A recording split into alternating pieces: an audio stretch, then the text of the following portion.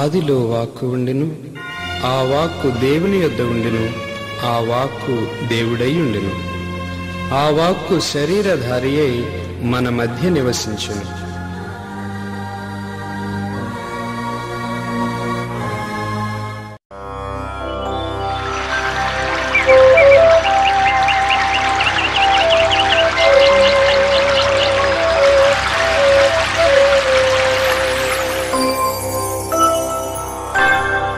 దైవ ఉనికిని చాటు నిబంధన మందసమా, దైవ వరములనిచ్చు దీవెన పాత్రమా, సకల వర ప్రసాదములనిచ్చు పరిశుద్ధాత్మమా, నీకే స్తుతి, నీకే మహిమా, నీకే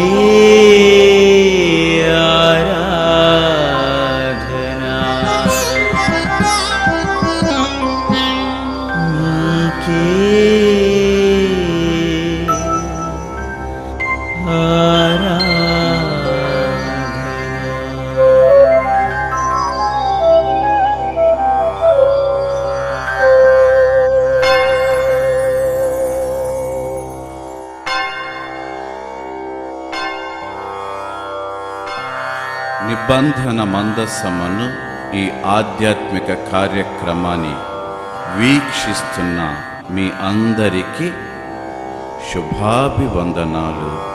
త్రియేక దేవుని శుభాశిస్సులు.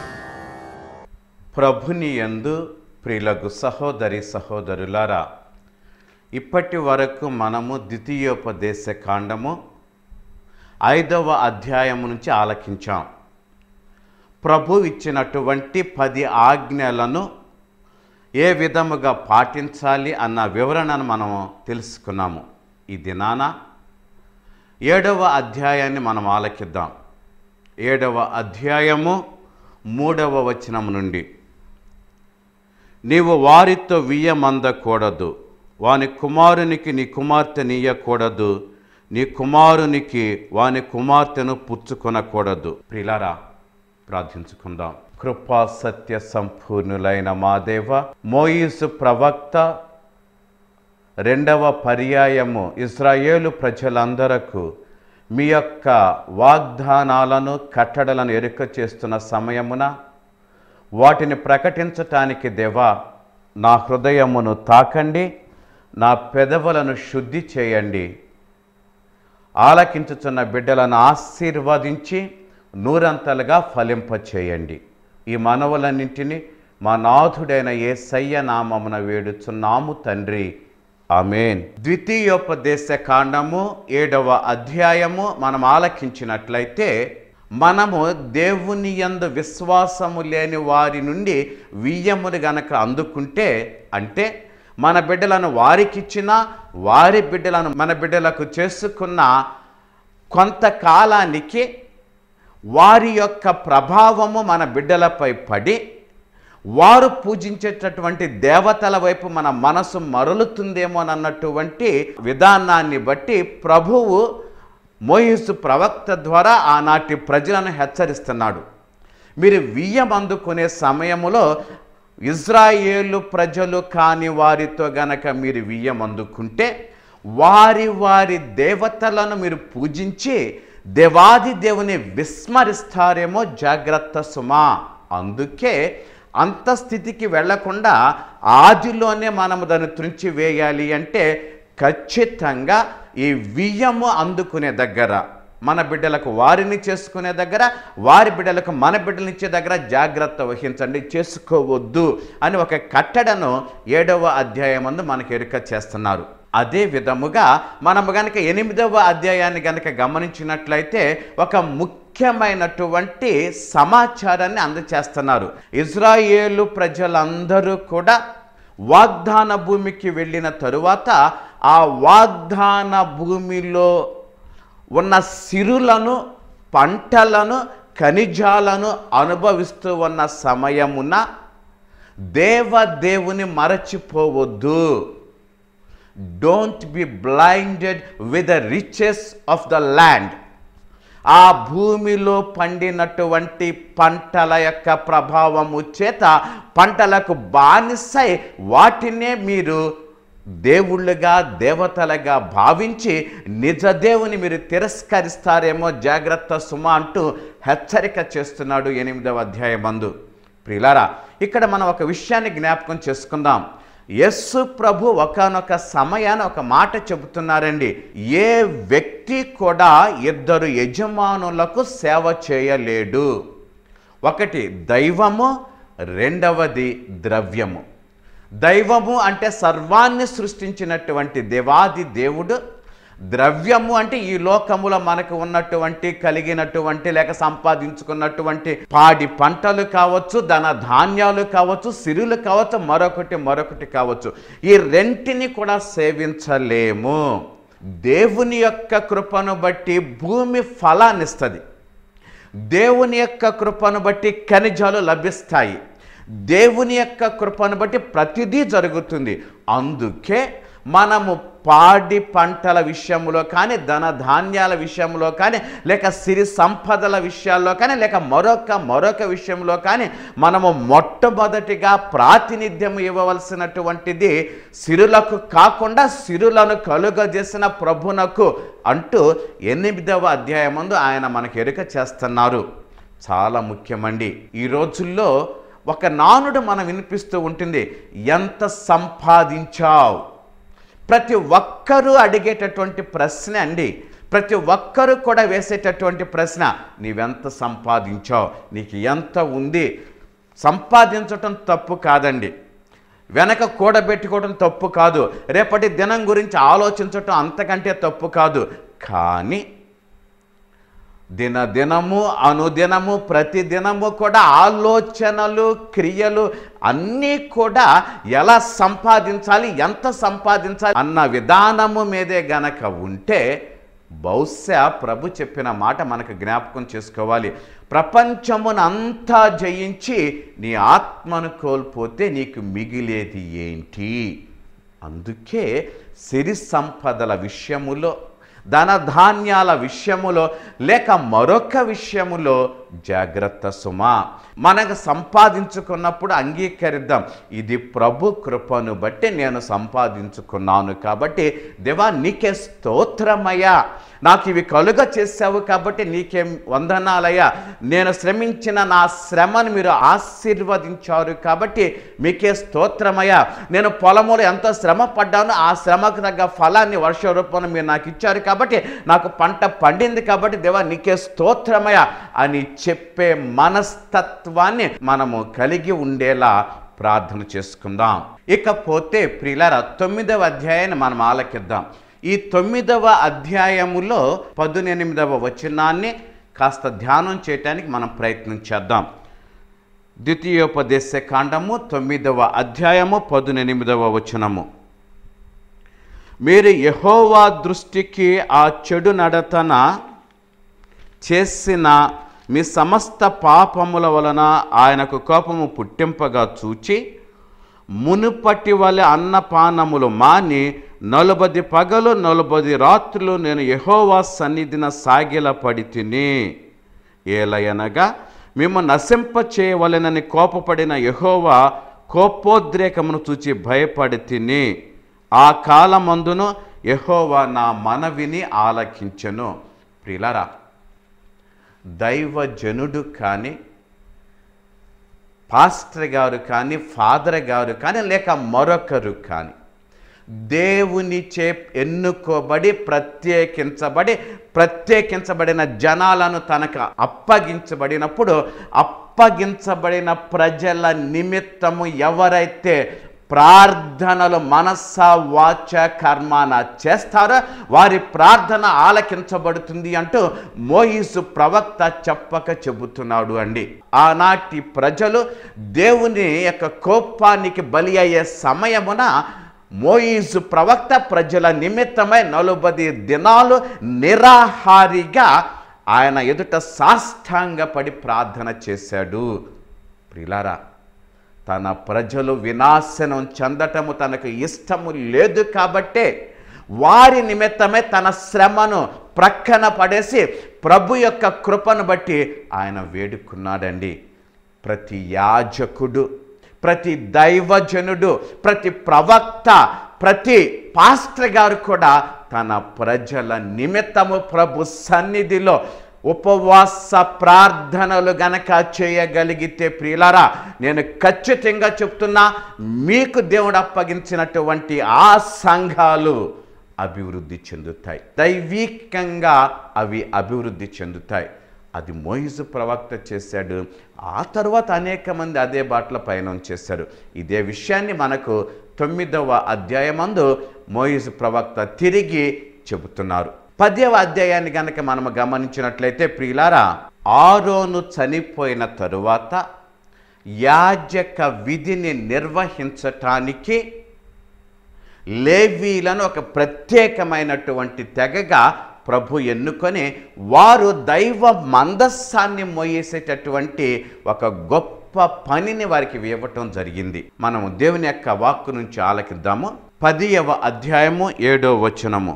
నేటి వరకు జరిగినట్లు యెహోవా నిబంధన మందస్సమును మోయుటకు, యెహోవా సన్నిధిని నిలచుటకును, ఆయనను సేవించి ఆయన నామమును బట్టి దీవించుటకును లేవి గోత్రము వారిని ఆ కాలమున ఏర్పాటు చేసెను.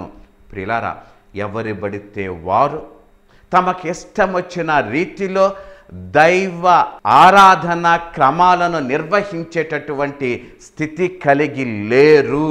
ఇది మాత్రం వాస్తవం. పాత నిబంధన గ్రంథమందు ఎన్నుకోబడిన జాతి ఏ విధముగా ఉందో అదే విధముగా నేడు కూడా ఎన్నుకోబడినటువంటి వ్యక్తుల ద్వారా ప్రభువు తన యొక్క విధి విధానాలను దైవార్చన క్రమమును నిర్వహిస్తున్నారు. దానిని మనం అర్థం చేసుకుందాం, గౌరవిద్దాం. వారి చూపిన బాటలో మనము దేవుని యొక్క కృపను పొందటానికి ప్రయత్నం చేద్దాం. ఇదే సమయమున దేవుడు ఒక మాట చెబుతున్నాడు, మీరు కఠినమైన మనస్సు కలిగి జీవించకండి, మీరు హృదయ శుద్ధి కలవారై జీవించండి. ఎందుకంటే మీరు చేసేటటువంటి మత కర్మలు, మరొకసారి మీకు చెప్తున్నా, మీరు చేసేటటువంటి మత కర్మలు చెయ్యాలి కాబట్టి చెయ్యటము కాదు, అవి మనస్సు నుండి రావాలి. హృదయాంతరముల నుండి ఆ కర్మలు మనం చేయగలగాలి. ఎప్పుడైతే హృదయాంతరాల నుండి మనము దేవుడు ఆజ్ఞాపించినటువంటి విధి విధానాలను పాటించటానికి ప్రయత్నం చేస్తామో అవి ఫలితాన్ని ఇస్తాయి. ఈ మత కర్మలు కానివ్వండి, విధి విధానాలు కానివ్వండి, చెయ్యాలి కాబట్టి చేయటము అనేది ఒక ఎత్తు అయితే, మనస్సు పెట్టి చేయటం అనేది ఒక ఎత్తు. ఇక్కడ ప్రభు పలికిన ఒక మాట మనము జ్ఞాపకం చేసుకుందాం. ఆయన పరిసయ్యులను ఉద్దేశించి పలుకుతున్నాడు అండి. మీరు పాత్ర బయట భాగానే కడుగుతారు, లోన అంతా కూడా అశుద్ధముగా ఉంటుంది, కానీ కడగవలసినటువంటిది లోన, పాత్ర లోపల శుద్ధిగా ఉంటే మనము చేసేటటువంటి వంట మనకు శుద్ధిగా ఉంటుంది, స్వీకరించిన మనము బలంగా అవుతాం. అలా కాకుండా పాత్రను బయటే మెరిసేలా చేస్తే లోన అంతా, అంతరంగం అంతా కూడా అసూయ, ద్వేషము, కుతంత్రాలు, కుట్రలు వీటితో నిండిపోతే ప్రియులారా ఫలితము శూన్యము. అందుకే అనేక మారులు పరిసయ్యుల మనస్తత్వం అంటూ ఉంటాము. ఏంటి అంటే పైకి కనిపించటానికి చాలా బాగా కనిపిస్తాము, చెప్పటానికి చాలా నీతులు చెప్తూ ఉంటాము, కానీ వాస్తవానికి వారి వారి హృదయాలను గనక తరచి వారు గనక చూసుకుంటే ప్రభు వాళ్ళను దండించిన విధమున హృదయములో శుద్ధి లేకుండా ఉంటున్నారు. మనము కూడా హృదయ శుద్ధి కలవారు ధన్యులు అని ప్రభు పలుకుతున్నట్లుగా నిర్మలమైన మనస్సు కలిగి దేవుని యందు ప్రగాఢమైన విశ్వాసం ఉంచి దేవుని యొక్క కట్టడలను మనస్స వాచ కర్మన ఆచరించటానికి మనం ప్రయత్నం చేద్దాం. ఇంకొక చిన్న మాట ఉంది అండి, గిల్ట్ ఫీలింగ్ అంటే తప్పు చేశాము అన్నటువంటి భావనను తొలగించుకోవటానికి అనేక సార్లు మనము మత కర్మలు చేస్తూ ఉంటాం. దీనివల్ల ప్రయోజనము లేదు అండి. తప్పు చేశాము అన్న భావన, గిల్ట్ ఫీలింగ్, ఇది పోగొట్టుకోవటానికి ఇది చేయమంటారా, అది చేయమంటారా, ఓకే ఇది చేస్తే సరిపోతుందా, అది చేస్తే సరిపోతుందా అనేటటువంటి భావనను, మనస్తత్వాన్ని మనం వ్యక్తం చేస్తూ ఉంటాం. అందుకే ఏమైనా సరే మనము ఆచరించే మత కర్మలు కానీ లేక మరొకటి కానీ హృదయము నుండి వచ్చేవిగా మనము చూడాలి. ఇదే విషయాన్ని గ్రంథకర్త 10వ అధ్యాయమందు ఎరుక చేస్తున్నాడు. 11వ అధ్యాయాన్ని గనక మనము గమనించినట్లయితే 6వ వచనాన్ని గనక మనము గమనించినట్లయితే దాతాము అభిరాము భూమి రెండుగా విడిపోయి వీరిద్దరిని వీరితో ఉన్నటువంటి సహచరులైన 200 మందిని భూమి మింగేసింది. ప్రియులారా, ఎంత ఘోరమైన శిక్ష అంటే దేవుని యొక్క అధికారాన్ని వాళ్ళు ప్రశ్నిస్తున్నారు అండి. ప్రశ్నించినటువంటిది మోయిజు ఆరోనులైనా పరోక్షముగా దేవుని ప్రశ్నించారు. అందుకే దేవుని యొక్క కోపానికి వారు బలైపోయారు. ఇదే విషయాన్ని మోయిజు ప్రవక్త 11వ అధ్యాయంలో చెబుతూ, జాగ్రత్త సుమా, మీ విధులను మీ విధానాలను మీ పరిధిలో ఉండి మీరు నిర్వహించండి, పరిధి దాటకండి అంటూ వాళ్ళను హెచ్చరిక చేస్తున్నారు. ఇది అంతా కూడా ఇప్పటి వరకు నేను చెప్పినవన్నీ కూడా మోయిజు ప్రవక్త సంఖ్యాకాండమందు ఆనాటి ప్రజలకు ఎరుక చేశారు. కానీ ఇక్కడ ద్వితీయోపదేశం అంటే 2వ ఉపదేశముగా ప్రజలందరూ కూడా మోవాబు పరిసర ప్రాంతములలో వేచి ఉన్న సమయాన మరొకసారి వారందరికీ కూడా ఆనాటి ప్రభు యొక్క కట్టడలను గుర్తు చేస్తూ, మీరు రాబో దినములలో వాగ్దాన భూమిలో ప్రవేశించబోతున్నారు కాబట్టి మీరు వాగ్దాన భూమిలో ప్రవేశించినప్పుడు మీరు ఎలా ప్రవర్తించాలి, ఎలా బ్రతకాలి, ఎలా మీ యొక్క బ్రతుకును సరిదిద్దుకోవాలి అన్న విషయాలన్నీ కూడా ఆనాటి ప్రజలకు ఆ యొక్క మోవాబు పరిసర ప్రాంతములో మోయిజు ప్రవక్త ఎరుక చేస్తున్నారండి. ఇప్పటి వరకు మనము ఆలకించిన నియమాలు ఒక ఎత్తు, 12వ అధ్యాయము నుండి 28వ అధ్యాయం వరకు వివరించబడిన నియమాలు మరొక ఎత్తు. ఈ 12వ అధ్యాయం నుండి 28వ అధ్యాయం వరకు వివరించబడిన నియమములను మత నియమములు అని మనం పేర్కొంటూ ఉంటాం. ముఖ్యముగా ఈ 12వ అధ్యాయమందు ఒక ముఖ్యమైన మత నియమాన్ని మోయిజు ప్రవక్త వాళ్ళకి ఎరుక చేస్తున్నారు. అప్పటి వరకు దేవుని ఆరాధించటానికి అనేక స్థలాలను ఉపయోగించారు. కానీ ఎప్పుడైతే ఇజ్రాయేలు ప్రజలందరూ వాగ్దాన భూమిలో ప్రవేశిస్తారో, ఆ వాగ్దాన భూమిలో ప్రవేశించి స్థిరపడిన తరువాత అందరూ కలిసి ఒకే ఒక స్థలములో దేవుని ఆరాధించటం చేయాలి. ఇది 12వ అధ్యాయము 5వ వచనం నుండి మనం ఆలకిస్తాం. అందుకే ఇజ్రాయేలు ప్రజలందరూ కూడా వాగ్దాన భూమిలో స్థిర నివాసం ఏర్పాటు చేసుకున్న తరువాత న్యాయాధిపతుల కాలము నుండి రాజుల వరకు ఆ తరువాత కూడా యెరూషలేమును దేవుని యొక్క ఆరాధనపు స్థలముగా ఎన్నిక చేసి దానిని కొనసాగించారు. ఆనాటి నుంచి ఈనాటి వరకు ప్రతి యూదుడు కూడా బలి సమర్పణ చేయాలి అంటే ఖచ్చితంగా యెరూషలేముకి వెళ్ళవలసినదే. ఎందుకంటే వారికి ఉన్నటువంటిది ఏకైక ఆరాధనా స్థలము ఏంటి అంటే యెరూషలేమే. అందుకే యెరూషలేము నా పాదపీఠము అంటూ గ్రంథమందు అనేక సార్లు ప్రభు మనకి ఎరుక చేస్తున్నారు. ప్రియులారా, కానీ ఆనాటి ప్రజల స్థితిగతులు మనం కనుక గమనించినట్లయితే సినగోగు అనే ఒక చిన్న మందిరాలు మాత్రం ప్రతి గ్రామంలో కూడా ఉన్నాయి. ఈ సినగోగు అనే మందిరము ఏంటి అంటే ప్రార్థన చేసుకోవటానికి, ప్రభు వాక్యాన్ని ఆలకించటానికి ఏర్పాటు చేయబడినటువంటి మందిరాలు. అందుకే యేసు ప్రభు తను పుట్టి పెరిగినటువంటి ప్రదేశములో ఆయన మొట్టమొదటిసారి వచ్చినప్పుడు సినగోగులో యథావిధిగా ప్రవేశించటము, అక్కడ ఆయనకు యెషయా వ్రాసినటువంటి గ్రంథాన్ని ఇవ్వటము, దాని నుండి ఆయన చదవటం లోక సువార్తలు ఇది మనం చూస్తాము. అంటే ప్రతి సాబాతు రోజున యూదులందరూ కూడా ఈ సినగోగులోకి వెళ్ళి దేవుని యొక్క వాక్కును ఆలకించి ప్రార్థన చేసుకొని వస్తూ ఉంటారు. ఇది ప్రార్థనా స్థలం అని మనం చెప్పవచ్చు. కానీ బలి సమర్పణ చేయటానికి మాత్రము వారు ఖచ్చితంగా యెరూషలేము వెళ్ళవలసినదే. ఇదే విషయాన్ని 12వ అధ్యాయమందు ఆనాడు మోయిజు ప్రవక్త ఏర్పాటు చేయమన్నాడు. ఇజ్రాయేలు ప్రజలందరూ కూడా వాగ్దాన భూమిలో స్థిర నివాసం ఏర్పాటు చేసుకున్న తర్వాత ఏర్పాటు చేయటం జరిగింది.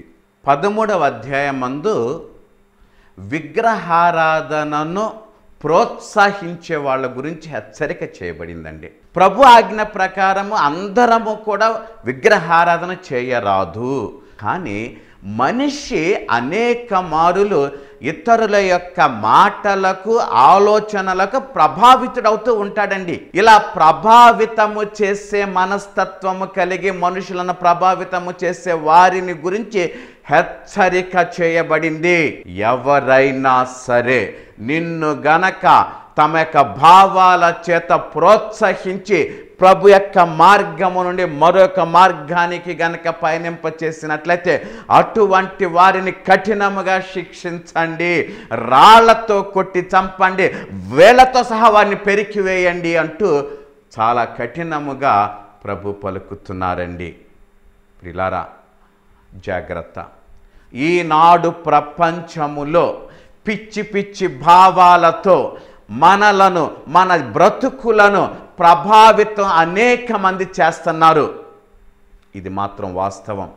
న్యూస్ పేపర్లో ఉన్నటువంటి యాడ్స్ కానివ్వండి, లేక టీవీలో వచ్చేటటువంటివి ప్రోగ్రామ్స్ కానివ్వండి, సినిమాలు కానివ్వండి, మ్యాగజైన్స్ కానివ్వండి, మరొకటి కానివ్వండి, వీరి తమ తుచ్చమైన ఆలోచనల ద్వారా మన బ్రతుకులను ప్రభావితం చేసి మనలను నిజ దేవుని నుండి ప్రక్కకు తీసివేసి ఈ లోకమే కదా మనకు శాశ్వతం అనేటటువంటి విధి విధానాలను మన జీవితం నాశనం చేస్తున్నారు అని చెప్పటములో ఎటువంటి అతిశయోక్తి లేదు. అందుకే మనము నడవవలసినది, మన బిడ్డలను నడిపించుకోవలసినది, మనకు ఆధారమైనది దేవుని యొక్క వాక్కు. ఆ వాక్యానుసారము మనము నడుస్తూ మన బిడ్డలను నడిపించుకుంటూ మన కుటుంబాన్ని సరైన మార్గములో నడిపింప చేయమని ప్రభుని మనసారా ప్రార్థన చేసుకుందాం. మాతో పాటు దేవుని స్తుతించటములో ఏకీభవించండి.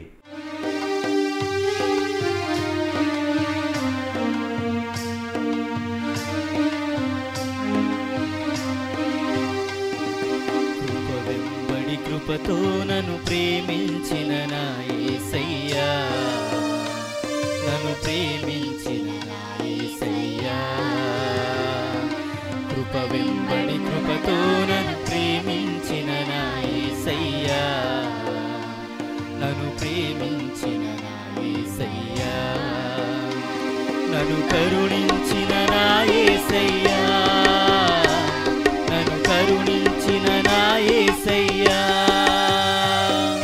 కృప వెంబడి కృపతో నన్ను ప్రేమించిన నా యేసయ్యా, నన్ను ప్రేమించిన నా యేసయ్యా,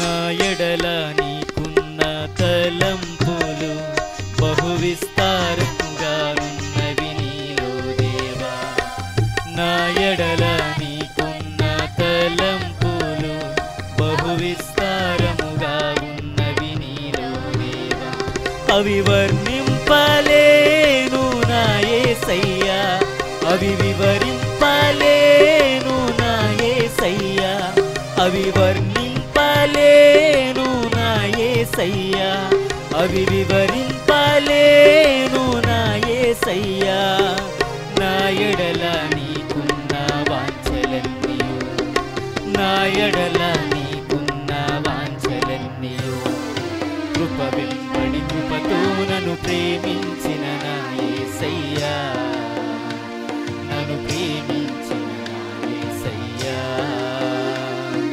కృప వెంబడి కృపతో నన్ను ప్రేమించిన నా యేసయ్యా నన్ను ప్రేమించిన నా యేసయ్యా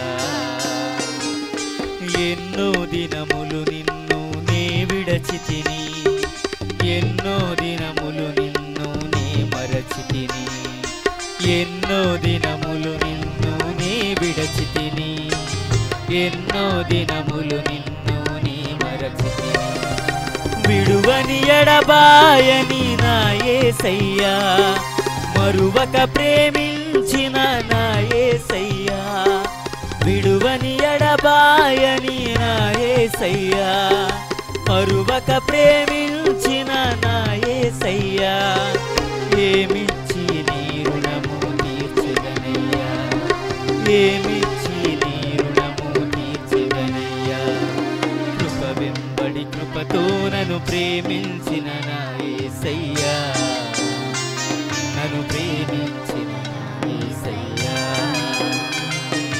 కృప వెంబడి కృపతో నన్ను ప్రేమించిన నా యేసయ్యా నన్ను ప్రేమించిన నా యేసయ్యా నన్ను ప్రేమించిన నా యేసయ్యా నన్ను ప్రేమించిన నా యేసయ్యా